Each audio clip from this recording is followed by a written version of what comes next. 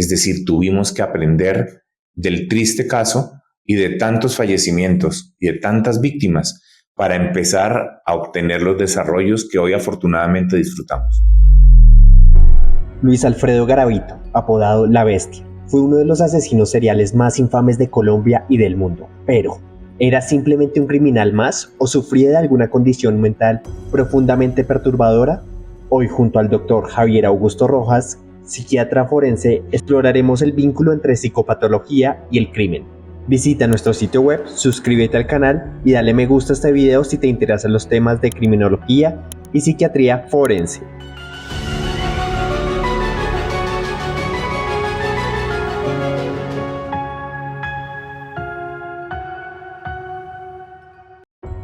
¿Qué tipo de trastornos mentales presentaba Garavito? ¿Podemos clasificarlo simplemente como un psicópata o su perfil es más complejo? Sabemos que tenía en esencia dos componentes importantes desde el punto de vista de enfermedad mental. El primero era un trastorno de la personalidad de características psicopáticas. La psicopatía es un extremo de la personalidad antisocial, con un gran desprecio por los derechos ajenos, con carencia total de remordimiento, con ausencia de culpa por los actos y con una gran incapacidad para ponerse en la piel de sus víctimas o de las personas con las que interactuaba. Garavito perfeccionó su técnica para atraer víctimas vulnerables. ¿Cómo funcionaba su mente en el momento de elegir y atrapar a sus víctimas? Los delincuentes seriales, es decir, los que cometen repetidamente algunos delitos obedeciendo a sus pulsiones internas, a sus fantasías propias, tienen una tendencia a ir perfeccionando la técnica en lo que les funciona mejor.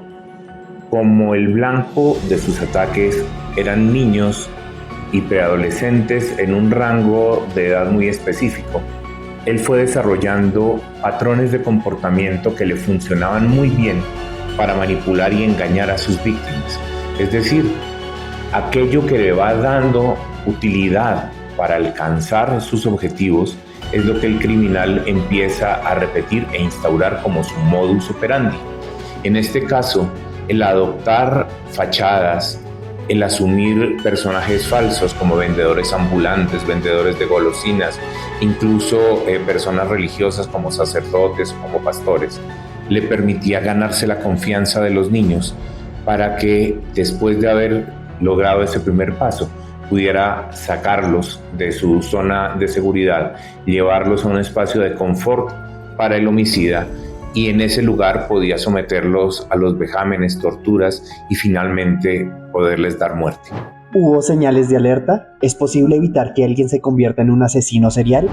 Sabemos que muchos de los delincuentes seriales sexualmente motivados, como es el caso de Luis Alfredo Garavito, fueron víctimas de delitos sexuales en su propia vida, en su niñez, en su historia.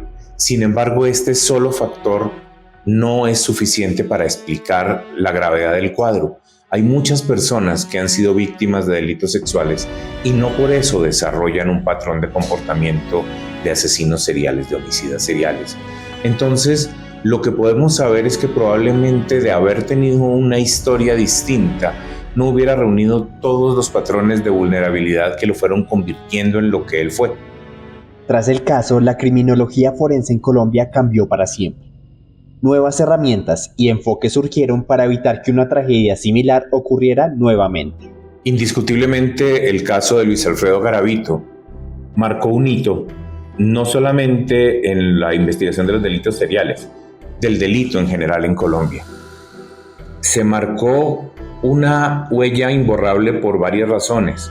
La primera porque se generó la necesidad de que hubiera una investigación que no estuviera basada únicamente en los eventos aislados del caso a caso.